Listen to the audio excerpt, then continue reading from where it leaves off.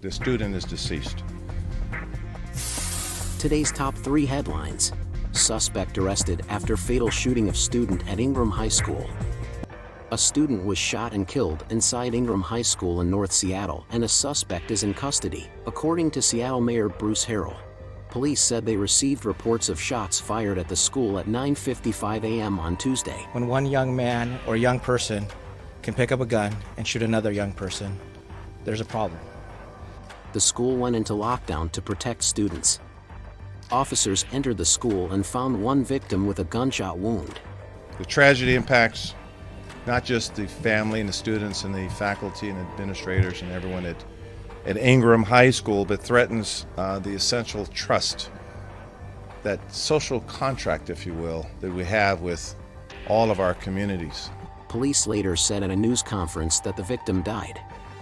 Seattle Public Schools Assistant Superintendent of Public Affairs Beverly Redmond said the victim was a student. Let's begin just in Maryland.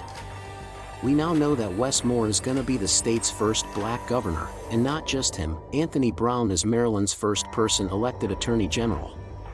Then up in Massachusetts, Maura Healey is first elected female governor.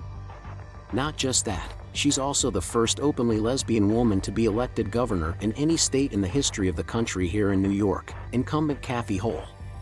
She is now the first woman elected governor of the Empire State, and also a familiar face, down in Arkansas. Former press secretary, Sarah Huckabee Sanders. Remember her? She is now their first woman elected governor in Arkansas.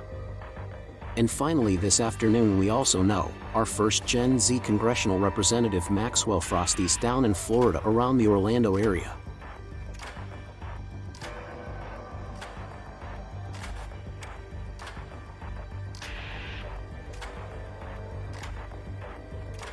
I'm talking about the Biden administration's strong commitment to supplying Ukraine with military help.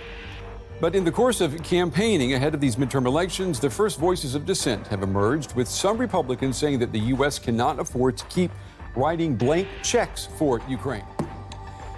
The yeas are 86, the nays are 11, and the bill is passed.